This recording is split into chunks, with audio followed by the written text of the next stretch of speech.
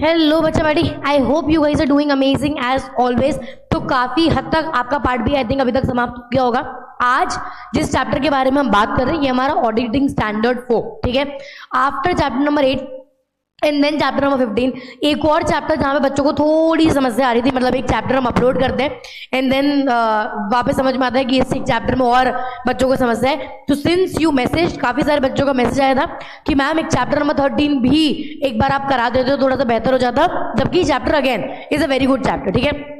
तो आज अपन लोग क्या करेंगे, ये चैप्टर एक बार फटाफट से रिवाइज कर लेंगे जितनी भी इंपॉर्टेंट चीजें हैं, प्लस इन टॉपिक्स में से भी जो इंपॉर्टेंट टॉपिक्स हैं जो पास्ट ईयर पेपर्स में आए ही आए हैं और जिनके आने की संभावना भरपूर है ये अटेम्प्ट में भी, आने वाले अटेम्प्ट में भी, उनके बारे में भी हम लोग बात कर लेंगे, ठीक है। तो ध्यान से ये वाले वीडियो को सुनिएगा, राइट। आई होप ये नोट्स आपको मिल गए होंगे, नहीं मिले होंगे टेलीग्राम चैनल पर uploaded, you can download it from there, ठीक है।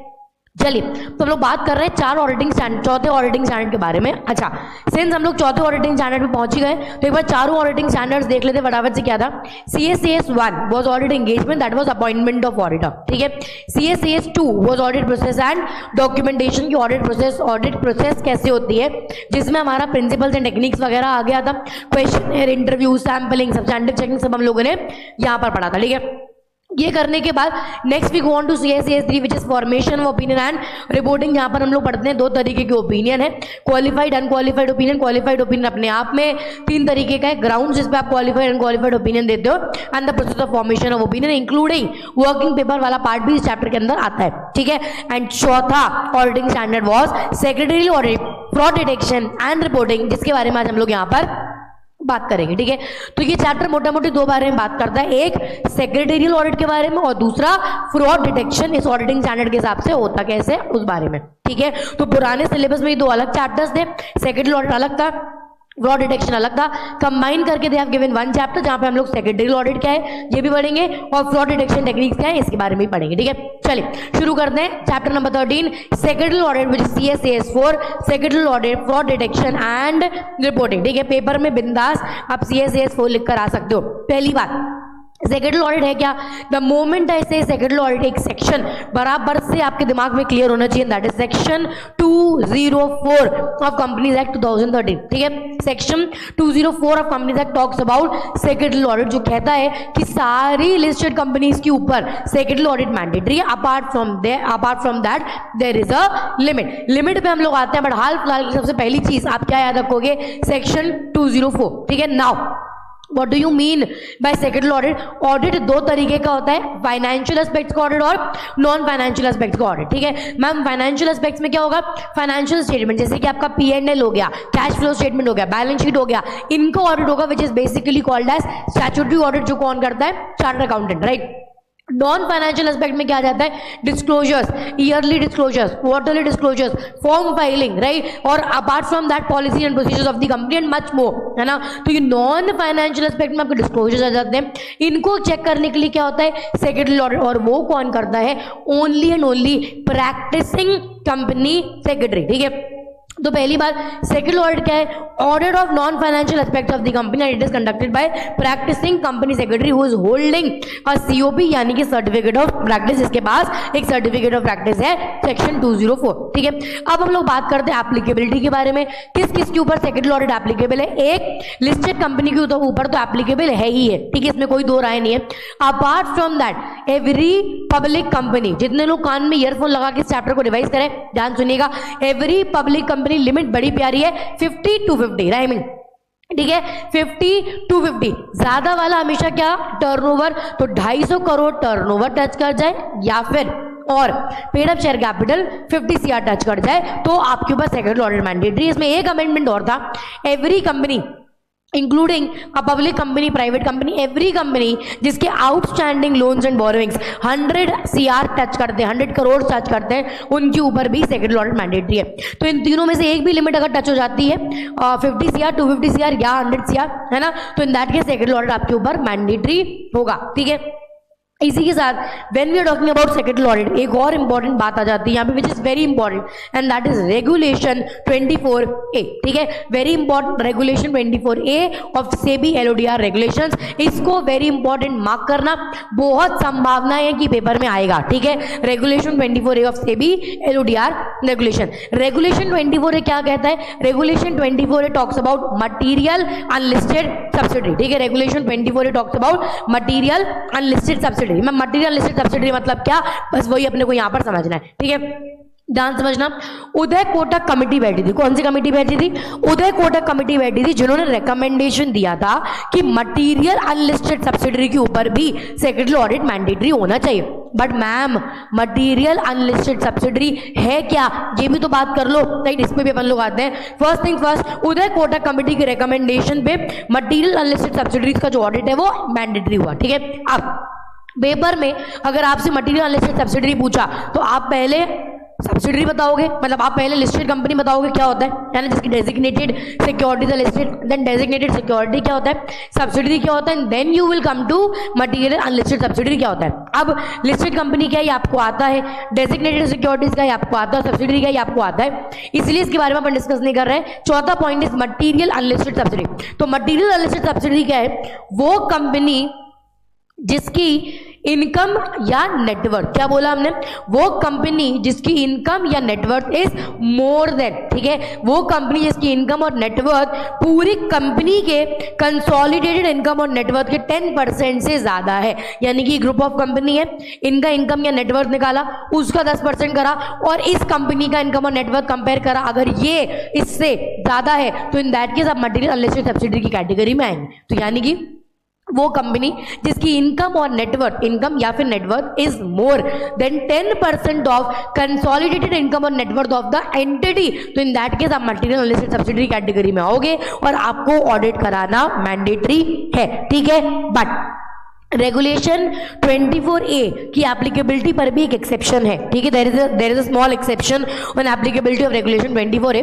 अगर इस एक्सेप्शन जो भी अपन पढ़ने वाले इसके दायरे में आप आते हैं तो रेगुलेशन 24A आप पे एप्लीकेबल नहीं है, which means material unlisted subsidiary की कैटेगरी में आप नहीं आएंगे। ठीक है, तो ये एक्सेप्शन क्या है? कोई भी लिस्टेड कंपनी जिसका paid up equity share capital, please remember that, paid up equity share capital is not more than 10 CR and net worth is not more than 20 CR। ठीक है, तो जिसकी इक्विटी शेयर कैपिटल 10 करोड़ से ज्यादा नहीं और नेटवर्थ 25 करोड़ से ज्यादा नहीं है, या आप एसएमई पे लिस्टेड हो, स्मॉल मीडियम एंटरप्राइज, राइट, आप एसएमई प्लेटफॉर्म पे लिस्टेड हो, तो आपके ऊपर रेगुलेशन 24A एप्लीकेबल नहीं होता है। ठीक है, इन दैट केस आपके ऊपर रेगुलेशन 24 एप्लीकेबल नहीं होगा। ठीक है, नेक्स्ट हम लोग आ जाते हैं advantages of secretary audit.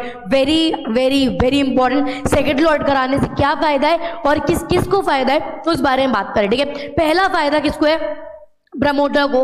Promoter is the one who comes up with the idea of the company, right. Promoter को फायदा क्या है? With the help of secretary audit and secretary audit report, promoter will get an idea कहां कहां पे non compliance है, what action can be taken against the company, he can always take the corrective action, तो he can be rest assured because of the secretary audit report. ठीक है, दूसरे हमारे आते हैं नॉन एग्जीक्यूटिव डायरेक्टर्स या independent directors. ठीक है, नॉन एग्जीक्यूटिव डायरेक्टर्स या independent directors, because non executive directors are those who do not participate in day to day affairs of the company. ठीक है, कंपनी के अंदर रोजमर्रे में क्या हो रहा है जो उसमें पार्टिसिपेट नहीं करते, उसके भागीदार नहीं है। ठीक है, तो because they are not participating in day to day affairs of the company, in that case but ये पार्टिसिपेट नहीं कर रहे हैं, बट अगर कल को कोई भी गड़बड़ हुई, even they will be liable for the same, क्योंकि हर मीटिंग का नोटिस इनके पास भी आता है ना। तो सेक्रेटरी ऑडिट रिपोर्ट से इनको श्योरिटी मिल जाती है कि what exactly is happening in the company, although even if we are not participating in the company.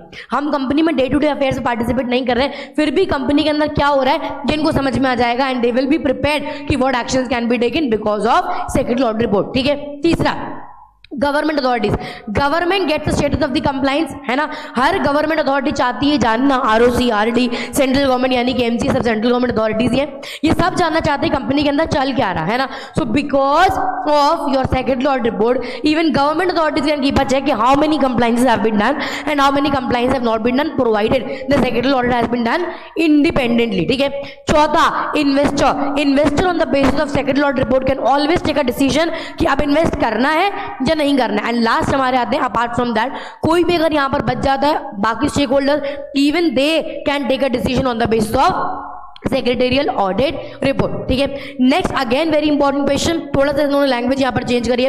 Risk of secretary auditor, अगर एक सेक्रेटरी ऑडिटर आप बनना चाहते हो, क्या क्या संभावनाएं हैं, क्या क्या परेशानियां, क्या क्या रिस्क आपको फेस करनी पड़ सकती है अगर सेक्रेटरी ऑडिट प्रॉपर्ली नहीं हुआ, ठीक है। अगर आपका सेक्रेटरी ऑडिट प्रॉपर्ली नहीं होता है तो क्या क्या रिस्क आपको फेस करनी पड़ सकती है।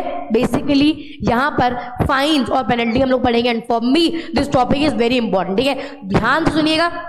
पहला सेक्शन 204, क्योंकि सेक्रेटरी ऑडिट का स्टार्टिंग में हमने बोला सेक्शन क्या था, रिपीट विद मी, सेक्शन 204। तो 204 के अंदर डायरेक्ट पेनल्टी दी हुई है 2 लाख रुपए। अगर आप पुराने सिलेबस से पढ़ रहे हैं तो पहले पेनल्टी 5 होती थी, ठीक है। अब it has been reduce because of the concept of decriminalisation to 2 lakh rupees, ठीक है। The concept has been reduce to 2 lakh rupees. तो सेक्शन 204 के अंदर 2 लाख रुपए पेनल्टी भरना पड़ेगा, that's number 1। Number 2, you will be liable under section 143। अब मैम सेक्शन 143 क्या है? Section 143 is duty to report fraud. As an auditor आपकी जिम्मेदारी है फ्रॉड के बारे में रिपोर्ट करना, जहां पर अगर आपने नहीं करा तो पेनल्टी लगेगी। बट इसके बारे में एज आई सेड, ये चैप्टर 2 पार्ट में, नेक्स्ट पार्ट में हम लोग फ्रॉड डिटेक्शन पढ़ेंगे, है ना। लेक्चर 2 पार्ट में नहीं है, चैप्टर 2 पार्ट में अपन पढ़ेंगे इसी लेक्चर में, ठीक है। तो फ्रॉड डिटेक्शन वाले पार्ट में अपन सेक्शन 143 कवर कर लेंगे। तो पहला सेक्शन 204 हो गया, दूसरा 143 हो गया, तीसरा हमारा तुम्हारा सबका फेवरेट सेक्शन 447 एंड 448। 448 कहता है कि अगर आपने कोई फॉल्स स्टेटमेंट दी, कहां पढ़ा है? चैप्टर नंबर 6 में पढ़ा है, ठीक है। डीडी के न्यू सिलेबस के चैप्टर नंबर 6 में अपन ने पढ़ा है। 448 कहता है कि अगर आपने कोई फॉल्स स्टेटमेंट दी then you will be liable for fraud under section 447। Ma'am 447 fraud का मतलब क्या होता है? फ्रॉड का मतलब 4 चीजें होती हैं, ध्यान सुनिएगा। Any act, any omission, any concealment of fact, any abuse of authority. आपने कुछ करा, जानबूझ के नहीं करा, कोई बात छुपाई, अपनी पावर गलत इस्तेमाल करा, विद इंटेंशन टू डिसीव, धोखा देने के लिए, चोट पहुंचाने के लिए, with intention to deceive, with intention to cause injury. Injury किसको? कंपनी को, शेयर होल्डर्स को या स्टेक होल्डर्स को, इररिस्पेक्टिव ऑफ रॉन्गफुल गेन और रॉन्गफुल लॉस। आपको नुकसान हुआ, फायदा, वी डोंट केयर, अगर इंटेंशन है तो फ्रॉड माना जाएगा। फ्रॉड की पनिशमेंट कितनी होती थी? फ्रॉड की पनिशमेंट के लिए एक लिमिट थी, ठीक है। लिमिट क्या थी? If amount involve in fraud is 10 lakh rupees और 1% ऑफ टर्नओवर, यानी कि जितने का आपने फ्रॉड किया वो 10 लाख रुपए है या 1% ऑफ टर्नओवर, ठीक है, विच एवर इज लेस। अगर ये लिमिट टच हुई तो पनिशमेंट क्या होगी? ध्यान समझना। इम्प्रिजनमेंट 6 महीने से लेके 10 साल तक, ठीक है। इम्प्रिजनमेंट 6 महीने से लेके 10 साल तक, एंड और नहीं है क्योंकि कंपाउंडेबल नहीं है, ठीक है। एंड फाइन कितना होगा?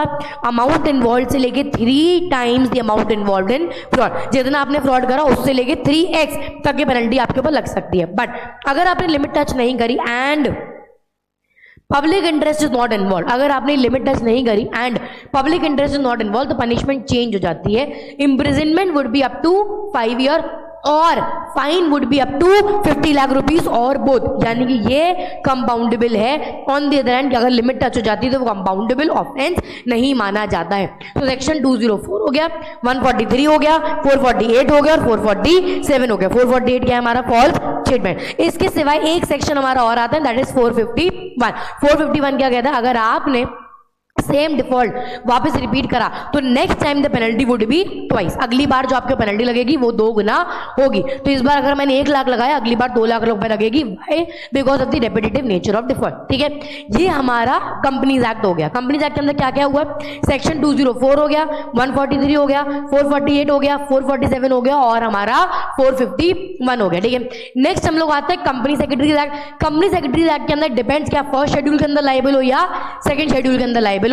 अगर आप फर्स्ट शेड्यूल के अंदर लायबल हो तो इन दैट केस 3 चीजें होंगी। पहला, रेप्रिमांड यानी कि वार्निंग देके छोड़ देंगे। दूसरा, 3 महीने के लिए आपका नाम रजिस्टर ऑफ मेंबर्स हटा दिया जाएगा, सस्पेंड कर दिया जाएगा, या 1 लाख रुपए पेनल्टी लगेगी, ठीक है। बट अगर आप सेकंड शेड्यूल के अंदर जाते हैं तो रेप्रिमांड यानी कि वार्निंग देके हो सकता है छोड़ दे, या permanent removal of name from the register of members और 5 लाख रुपए की पेनल्टी कैन बी इम्पोज। तो रिस्क क्या है? कंपनीज एक्ट के अंदर ये 5 सेक्शन और कंपनी सेक्रेटरीज एक्ट के अंदर first schedule and second schedule, ठीक है। अब इससे भी इंपॉर्टेंट टॉपिक एक आता है, scope of secretary audit. Repeatedly, अगर आप 5-6 पेपर्स की अगर हम आपसे बात करें, repeatedly something that has always been asked in exam is scope of secretary audit. ये पेपर में आता ही आता है, scope of secretary audit, right. बहुत अच्छे से इसको प्रिपेयर करके जाना। स्कोप मतलब जब आप सेक्रेटरी ऑडिट करेंगे तो आप क्या क्या चेक करोगे, राइट? सबसे पहले आप एक्ट चेक करोगे। कौन कौन से एक्ट? कंपनीज एक्ट हो गया, डिपॉजिटरीज एक्ट हो गया, फेमा हो गया, आपका सेबी एक्ट हो गया, है ना, SCRA हो गया, जो भी एक्ट आप लिखना चाहें, बट ये 4-5 एक्ट मेजरली याद रखिएगा, ठीक है? Companies act, SCRA, depositories act, FEMA, ये एक्ट, ठीक है, इंपॉर्टेंट वाले। देन आपके रेगुलेशन आते हैं। अब रेगुलेशन में कोई रिस्ट्रिक्शन नहीं है, जो रेगुलेशन तुमको पसंद आ रही वो लिख सकते हो, क्योंकि ये कुछ रेगुलेशन आपको इजीली याद होती है, इसलिए हमने यहाँ पर ये लिखी है। सेबी की ICDR, है ना, issue of cashier capital disclosure requirements, LODR listing obligation disclosure requirements, prohibition of insider trading, substantial acquisition of shares and takeover regulation and many more. बहुत रेगुलेशन आपने पढ़ी है। So any 5 regulation you can write. Act हो गया, regulation हो गया। इसके बाद हमारा क्या होता है? Secretary standards, right? तो सेक्रेटरी स्टैंडर्ड्स 2 है, SS1 और SS2। SS1 किस बारे में बात करता है? Board meeting. SS2 किस बारे में बात करता है? AGM। यानी कि हमको ये चेक करना है कि बोर्ड मीटिंग SS1 के हिसाब से हुई और AGM आपकी SS2 के हिसाब से हुई। अपार्ट फ्रॉम दैट आता है लिस्टिंग अग्रीमेंट। आप किसके साथ साइन करते हो? स्टॉक एक्सचेंज के साथ लिस्टिंग अग्रीमेंट साइन होता है। वी हैव टू सी कि you are in compliance with the same. Next हमारा आता है बोर्ड। अब बोर्ड के बारे में आप क्या चेक करोगे? 2 बातें सबसे इंपॉर्टेंट, बोर्ड का कॉम्पोजिशन एंड बोर्ड का प्रोसेस, ठीक है? पहले कॉम्पोजिशन देख ले। बोर्ड की कॉम्पोजिशन हम लोग क्या चेक करते हैं? मिनिमम मैक्सिमम डायरेक्टर्स हैं या नहीं है, नॉमिनी डायरेक्टर की प्रोविजन, विमेन डायरेक्टर की प्रोविजन, देन आपका सिटिंग फीस या remuneration, small share holder director, इनके बारे में कंप्लाइंस चेक करते हैं। बोर्ड प्रोसेस में ऑन दी अदर हैंड क्या होता है, क्या आता है? मोटा मोटी सब आ गया, यानी कि साल की 4 बोर्ड मीटिंग हुई है ना, उनमें मैक्सिमम 120 डेज का गैप था, मीटिंग के पहले 7 दिन का नोटिस गया है, इंडिपेंडेंट डायरेक्टर्स की एक अलग मीटिंग हुई है, directors have disclose their interest in form MBP 1, है ना। तो जो अपन ने पढ़ा है वो सारा बोर्ड प्रोसेस में जाएगा। फिर भी शॉर्ट में एक बार यहां पर देख लेना क्या क्या चेक करेंगे। पहला, board has been duly constituted. Board has been duly constituted यानी कि minimum and maximum director combination properly is there. दूसरा, changes in board of director in compliance with the law. अगर बोर्ड के पैनल पर कुछ भी चेंज हुआ है तो वो लॉ, लीगल रेगुलेशन जो एप्लीकेबल उनके कंप्लायंस हुआ है। 7 डेज नोटिस किसी मीटिंग के पहले गया है। Majority decision recording of descending share holders, यानी कि मेजॉरिटी ने क्या डिसीजन लिया, प्लस जो डिसेंडिंग शेयर होल्डर्स थे उनका क्या डिसीजन था, इसकी recording is there. And last, adequate systems and process in the company. ठीक है, डन हो गया। अपार्ट फ्रॉम दैट, इसको चेक करने के सिवाय और हम लोग क्या ऐड कर सकते हैं यहाँ पे, identification of events and corporate action, जैसे कि मर्जर एक्विजिशन के अंदर आ गया, शेयर होल्डर अग्रीमेंट के अंदर कोई चेंज हो गया, क्रेडिट रेटिंग एजेंसी के अंदर कोई चेंज हो गया, वगैरह वगैरह वगैरह। ठीक है, तो ये आपका कहाँ पे आएगा, identification of events and corporate action. ठीक है, चलिए नेक्स्ट हम लोग आते हैं सेक्रेटरी ऑडिट द प्रोसेस। अब ये आपको याद करने की जरूरत पड़नी नहीं चाहिए, ऑल्दो अपन यहाँ डिस्कस करेंगे। क्यों नहीं पढ़नी चाहिए, क्योंकि आप ऑडिटिंग स्टैंडर्ड 1, 2 एंड 3 पढ़कर आए, है ना। 1, 2 एंड 3 क्या था, 1, 2 एंड 3 तीनों ही क्या थे, about the process of the secretary audit, है ना। Auditing standard 1, auditing standard 2 and auditing standard 3 audit का प्रोसेस ही था, है ना। फिर भी अपन इसको पढ़ते हैं यहाँ पे फटाफट से एक बार। सेक्रेटरी ऑडिट की प्रोसेस याद करने के लिए 3 पार्ट में डिवाइड कर लेना। ठीक है, सबसे पहला अपॉइंटमेंट ऑफ सेक्रेटरी ऑडिटर। यहाँ पे क्या होगा, ध्यान से सुनना। Board of directors board meeting बिठाएंगे, बोर्ड मीटिंग में रेजोल्यूशन पास होगा, वो resolution secretary auditor will be appointed and secretary auditor जब अपॉइंट होगा तो वो एक सर्टिफिकेट इशू करेगा। क्या, अब हमने चैप्टर नंबर 9 में पढ़ा है, ऑडिटिंग स्टैंडर्ड 1 में पढ़ा है ना। क्या सर्टिफिकेट इशू करेगा, he is with in the limits. ठीक है, सब्सटैंशियल कॉन्फ्लिक्ट ऑफ इंटरेस्ट नहीं है, डिबार नहीं करा गया और उनके अगेंस्ट कोई भी डिसिप्लिनरी एक्शन पेंडिंग नहीं है। ठीक है, डन। नेक्स्ट आता है communication to previous order which is mandatory. Predecessor auditor, predecessor auditor की इन्फॉर्मेशन आपको कौन देगा, मैनेजमेंट देगा। और इन्फॉर्म कितने दिन में करना है, आपको इन्फॉर्म करना है, वेट करना है। अगर रिप्लाई आता है तो ठीक बात है, नहीं आता है तो you can take your action. ठीक है, नेक्स्ट हम लोग आते हैं एक्सेप्टेंस ऑफ अपॉइंटमेंट। नेक्स्ट हम लोग आते हैं एक्सेप्टेंस ऑफ अपॉइंटमेंट। ठीक है, अब एक्सेप्टेंस ऑफ अपॉइंटमेंट क्या है, if you agree that skill and competence everything is there, तो इन दैट केस क्या करना है, वॉल्यूम कम करना थोड़ा सा डिफिकल्ट काम है यार। बस एक रिकॉर्डिंग करें, रिकॉर्डिंग करके फिर चेक कर ले रहे हैं क्या दिक्कत है। ठीक है, डन। अच्छा, नेक्स्ट आता है एक्सेप्टेंस ऑफ अपॉइंटमेंट। ठीक है, एक्सेप्टेंस ऑफ अपॉइंटमेंट का मतलब अगर स्किल एंड कॉम्पिटेंट मतलब competency everything is there, audit engagement terms पे एग्रीमेंट हो गया, then you can accept the appointment, right. आप ऑडिट अपॉइंटमेंट एक्सेप्ट करने के बाद आप इमीडिएटली ऑडिट करना शुरू नहीं करते हो, राइट। आप ऑडिट एक्सेप्टेंस अपॉइंट करने मतलब ऑडिट एक्सेप्ट करने के बाद, इसके बाद सबसे पहले you do a preliminary discussion. अब आई हैव रिटन छोटे छोटे चीजें स्मॉल स्मॉल में, ताकि आप पढ़ते टाइम पे आपको हेल्प हो जाए। Interact with the personal involve, यानी कि मैनेजमेंट वगैरह से एक बार इंटरेक्ट करना, समझना कि how does the company work and know the nature of the business of the company, company काम कैसे करती है ये समझ में आ जाए, ठीक है। फिर प्रीलिमिनरी मीटिंग होगी। प्रीलिमिनरी मीटिंग में हम लोग प्रॉपर डिस्कशन करेंगे कि मटीरियल ट्रांजैक्शंस क्या है, इंफॉर्मेशन मांगेंगे, उनमें एग्जामिनेशन होगा and accordingly will start planning our audit, ठीक है। हम लोग अपना ऑडिट प्लान बनाएंगे, उसी के हिसाब से स्टाफ को ब्रीफ अप करेंगे कि कौन सी इंफॉर्मेशन किस जगह से जाके कलेक्ट करना है and then we will start our audit, ठीक है। ये हो गया, ऑडिट प्लान बन गया, ब्रीफिंग शुरू हो गई। Now we will start our audit. तो testing and interview where you will start applying your techniques, आप एविडेंस कलेक्ट करोगे, इसके बेसिस पर आप वर्किंग पेपर प्रिपेयर करोगे, है ना। वर्किंग पेपर रिलेटेड दो बातें हैं, स्टैंडर्ड वर्किंग पेपर और टाइप्स ऑफ वर्किंग पेपर, जो अपन ने इस चैप्टर के अंदर नहीं पढ़ना है बट बाकी चैप्टर्स के अंदर है, राइट। ऑडिट समरी प्रिपेयर करोगे, जो वर्किंग पेपर में आपको जो भी इंफॉर्मेशन मिली उसके हिसाब से समरी प्रिपेयर करोगे, then you will submit your report. Please remember, report कौन से फॉर्मेट में सबमिट होगी, MR3, क्योंकि सेकेंडरी ऑडिट रिपोर्ट का फॉर्मेट क्या होता है, MR3, ठीक है। Now something that is very important and that is board का composition, right. Now this is very important, I have tried कि जितना कॉम्प्रिहेंसिव करके इसको अपन लिख सकते हैं उतना कॉम्प्रिहेंसिव करके देख लेते हैं, तो आपको पढ़ने में ताकि कोई समस्या ना आए, ठीक है। सुनिएगा, यहाँ पे कंपनीज एक्ट के अंदर बोर्ड का कॉम्पोजिशन क्या है। पहला, एक director who is a resident director, यानी कि एटलीस्ट भारत में 182 डेज रहा है, ठीक है। तो पहली बात, एक director who is a resident director जो एटलीस्ट 182 डेज भारत के अंदर रहा है, ठीक है। दूसरा, अगर कोई लिस्टेड कंपनी है तो एटलीस्ट 1/3 उसके टोटल डायरेक्टर्स इंडिपेंडेंट डायरेक्टर है, ठीक है। अगर लिस्टेड पब्लिक कंपनी है तो टोटल डायरेक्टर्स के 1/3 उसके इंडिपेंडेंट डायरेक्टर है। और तीसरा हमारा आता है विमेन डायरेक्टर। विमेन डायरेक्टर हर कंपनी के अंदर मैंडेटरी नहीं है, लिमिट है 300 करोड़ या 100 CR, ठीक है। Turnover 300 CR, paid up share capital 100 CR, अगर ये टच होता है तो विमेन डायरेक्टर हम लोग को अपॉइंट करना है, ये कंपनीज एक्ट है, ठीक है। सेबी के अंदर regulation 17 talks about composition of board of director, ये भी फटाफट से देख लेते हैं। अच्छा, please remember, regulation 17 of SEBI LODR is composition of board.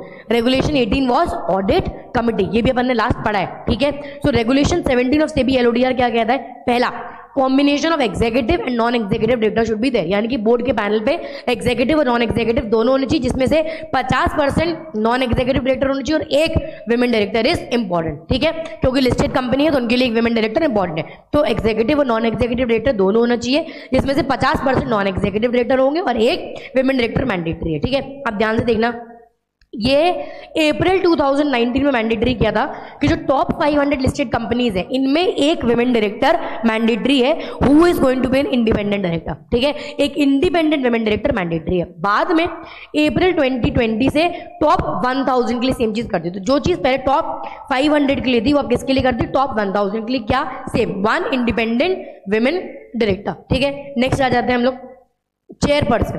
अब अगर बोर्ड ऑफ डायरेक्टर्स का चेयरपर्सन एक नॉन एग्जीक्यूटिव डायरेक्टर, ध्यान समझना, अगर बोर्ड ऑफ डायरेक्टर का जो चेयरपर्सन है वो नॉन एग्जीक्यूटिव डायरेक्टर है तो 1/3 मतलब पूरे पैनल में 1/3 कैन बी इंडिपेंडेंट डायरेक्टर, ठीक है। बट अगर चेयरपर्सन एक नॉन एग्जीक्यूटिव डायरेक्टर नहीं है तो in that case half of board of directors have to be independent. तो अगर चेयरपर्सन नॉन एग्जीक्यूटिव डायरेक्टर है 1/3 इंडिपेंडेंट डायरेक्टर चल जाएंगे, बट अगर चेयरपर्सन नॉन एग्जीक्यूटिव डायरेक्टर नहीं है तो half of board of director should be independent director. Done.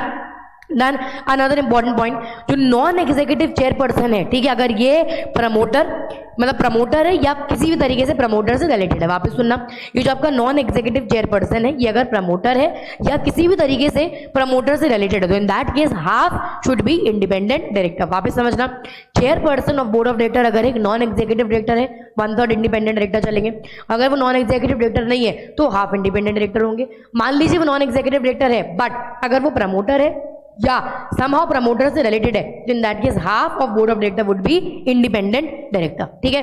Next आते हैं, अप्रैल 2019 तक टॉप 1000 कंपनीज जो थी उनके लिए 6 डायरेक्टर्स होना मैंडेटरी थे। लिमिट सेम ही है, 6 डायरेक्टर है, बट ये आप टॉप 2000 एंटिटीज के लिए हो गया, ठीक है। सो अप्रैल 19 तक टॉप 1000 के लिए था, अप्रैल 2020 से टॉप 2000 के लिए, ठीक है। नेक्स्ट आ जाते हैं, वो कंपनी जिनके पास outstanding superior voting right equity shares हैं, उन केसेस में half of board of director should be independent director. ये एक पॉइंट हो सकता है जो आपको थोड़ी सी तकलीफ दे, बट आई होप कि ये अभी आपको इस तरीके से चार्ट फॉर्मेट में बेटर समझ में आ जाएगा, ठीक है। अब हम लोग फाइनली आते हैं डिटेक्शन ऑफ फ्रॉड। ये बहुत बड़ा टॉपिक नहीं है, छोटी सी ही बात है, which is actually auditing standard 4। So detection of fraud, fraud detection यानी कि सेक्शन 143, ठीक है। सेक्शन 143 कहता है कि जो सेक्रेटरी ऑडिटर है जब भी ऑडिट करने जाएगा, इनकी जिम्मेदारी है अगर इनको फ्रॉड दिखता है या डिटेक्ट होता है या संभावना दिख रही है तो audit committee, board of directors या सेंट्रल गवर्नमेंट को बताना। अब होता कैसे है, अगर अमाउंट इन्वॉल्व इन फ्रॉड यानी कि जो फ्रॉड आपको दिख रहा है वो 1 करोड़ या 1 करोड़ से ज्यादा है, ठीक है, तो आपको सेंट्रल गवर्नमेंट यानी कि मिनिस्ट्री ऑफ कॉर्पोरेट अफेयर्स को इन्फॉर्म करना है। अगर ये फ्रॉड 1 करोड़ से नीचे है तो ऑडिट कमेटी, और ऑडिट कमेटी नहीं है तो बोर्ड ऑफ डायरेक्टर को इन्फॉर्म करना है। अब ये इन्फॉर्म करना कैसे है ये फटाफट से हम लोग देख लेते हैं। जैसे ही आपको फ्रॉड के बारे में पता चला, ठीक है, ये हम 1 करोड़ या 1 करोड़ के ऊपर वाले की बात करें, जैसे ही आपको फ्रॉड के बारे में पता चला विद इन 2 वर्किंग डेज आप ऑडिट कमेटी या बोर्ड ऑफ डायरेक्टर्स को इन्फॉर्म करोगे। पहले सीधे सेंट्रल गवर्नमेंट के पास नहीं जाते, पहले आप ऑडिट कमेटी या बोर्ड ऑफ डायरेक्टर्स को इन्फॉर्म करोगे, ठीक है। ऑडिट कमेटी या बोर्ड ऑफ डायरेक्टर 45 डेज में अपना जो भी उनका रिप्रेजेंटेशन है या जो भी उनका रिकमेंडेशन है वो आपको 45 दिन के अंदर देंगे। किसको देंगे? कंपनी सेक्रेटरी को देंगे। 45 डेज के अंदर जैसे ही रिकमेंडेशन आया कंपनी सेक्रेटरी अपनी रिपोर्ट प्लस इनका रिकमेंडेशन किसको सबमिट कर देगा? Central government. कितने दिन में? 15 डेज। अब ये 15 दिन कहां से काउंट हो रहे हैं? From the date of receiving the recommendation. 45 days में अगर कोई रिकमेंडेशन नहीं आता है, 45th डे खत्म होने पे 15 दिन के अंदर कंपनी सेक्रेटरी सेंट्रल गवर्नमेंट के पास रिपोर्ट सबमिट कर देगा। बट अगर फ्रॉड 1 करोड़ से कम है तो आप ऑडिट कमेटी को बताओगे, तो इन दैट केस आपको ऑडिट कमेटी को क्या बताना है? 3 चीजें बताना है। पहला, नेचर ऑफ फ्रॉड, ठीक है। दूसरा, कौन सी पार्टीज फ्रॉड में इन्वॉल्व है, और तीसरा, amount involve in the fraud. तो कौन सा फ्रॉड हुआ, कितने का हुआ और कौन इन्वॉल्व है, ठीक है। बाद में audit committee and board of directors जब अपनी रिपोर्ट बनाएंगे तो उसमें उनको क्या डिस्क्लोज करना है? नेचर ऑफ फ्रॉड, मतलब क्या फ्रॉड हुआ, कितने का हुआ, amount of fraud, parties involve and most important remedial action that has been taken by the auditor, ये sorry remedial action that has been taken by the company, ठीक है। अब सेक्शन 143 अपन ने बोला कि ऑडिटर की जिम्मेदारी है, पर ये ऑडिटर की भाषा में आएगा कौन? Who will be considered as an auditor? Statutory auditor जो करने आएगा सीए, उसके ऊपर भी 143 एप्लीकेबल है। सेक्रेटरी ऑडिटर जो करने आएगा सीएस, उसके ऊपर भी 143 एप्लीकेबल है। सीएमए जो कॉस्ट ऑडिट करने आएगा उसके ऊपर भी एप्लीकेबल है, और ब्रांच ऑडिटर्स के ऊपर भी एप्लीकेबल है। यानी कि सेक्शन 143 इंटरनल ऑडिटर्स पे एप्लीकेबल नहीं होता है। Internal auditors are not included in the definition of section 143, ठीक है। नाउ कौन से ट्रांजैक्शन ऐसे हैं, अगर हम सजेशन मांगे तो, जहां पे फ्रॉड होने की संभावना है, उसकी लिस्ट यहाँ पे दी है। Not, it was not very important, मतलब आप बुक से ही पढ़ सकते थे ये चीजें, but I have added this क्योंकि ये टॉपिक कई बार एग्जाम में आया है, ठीक है। जैसे रिलेटेड पार्टी ट्रांजैक्शन हो गया, an number of subsidies you create है, जबरदस्ती की सब्सिडी क्रिएट करिए। So number 1 related party transaction, excessive managerial remuneration, जितना देने की जरूरत नहीं उससे ज्यादा अननेसेसरली दे रहे हो। इनसाइडर ट्रेडिंग हो रही है जो भाई अपने आप में बहुत बड़ा पाप है। इंटर कंपनी ट्रांजैक्शन यानी कि 2 कंपनी के बीच में ट्रांजैक्शन, जैसे सत्यम और मेटस में हुआ था, है ना। मर्जर हो रहा है, किसी कंपनी के साथ आप मर्ज कर रहे हो या डीमर्ज कर रहे हो। फ्रॉड, किसी तरीके का फ्रॉड लिखने की यहाँ पे कोई मतलब वो नहीं थी, but yes you can write IPO fraud. IPO related fraud भी होता है जहाँ पे आप जब इशू करते हो तभी आप इशू ही गलत करते हैं, ठीक है। And a lot of disclosures are not made. Last हमारा आता है अगर आपने 143 से कंप्लाइंस नहीं करा, जो हमने आपको ऊपर बोला था रिस्क में कि अपन नीचे जाके पढ़ेंगे, है ना, 204, 143, 448, 447, 451, वहां हमने बोला कि 143 बाद में पढ़ेंगे। तो 143 कहते हैं कि अगर आपने इससे कंप्लाइंस नहीं करा तो लिस्टेड कंपनी के केस में 5 लाख रुपए पेनल्टी, अनलिस्टेड कंपनी केस में डायरेक्ट 1 लाख रुपए की पेनल्टी लगती है। लिस्टेड कंपनी केस में 5 लाख रुपए और अनलिस्टेड कंपनी केस में डायरेक्टली 1 लाख रुपए की पेनल्टी आपके ऊपर लगती है, ठीक है। So ladies and gentleman, this was your chapter number 13 which is auditing standard 4। Now I will make sure कि नोट्स आपको हम सर्कुलेट कर दें। वो बच्चा जो एकदम अंत मोमेंट में पढ़ रहा है, I want you to remind, मतलब I want you to remember this कि ये मतलब the session that we are taking right now, या जो हम आपको लेक्चर दे रहे हैं, द पर्पज इज कि आप एक बार इसको सुने, आपको चैप्टर रिकॉल हो पाए, देन आप आराम से पढ़ पाए, ठीक है। That is the purpose of the chapter, ठीक है, पर्पज ऑफ दी सीरीज। तो I hope this helps you out. Exam के एक दिन पहले this is going to be a game changer, ठीक है। एग्जाम के एक दिन पहले this is going to be a game changer. So I hope this helps you out. फटाफट से चैप्टर कर लो, अगर आपका रीड करके हो गया है जल्दी से एक बार चैप्टर देख लीजिए, है ना। एक की दुक्की जो पॉइंट वाली चीजें जहाँ पे सिर्फ पॉइंटर्स ही थे, may be that is something that I have not included in the chart, क्योंकि वो एज इट इज ही लिखना होता है ना, समझने का कुछ नहीं था। तो that might be that is something not included in the chart, but I have tried कि इसको जितना कॉम्प्रिहेंसिव रख पाए उतना कॉम्प्रिहेंसिव रख के आप एग्जाम के एक दिन पहले रिवाइज कर पाओ, ठीक है। चलो, so I hope this helps you out. Thank you so much, bye bye, take care and all the very best for exams.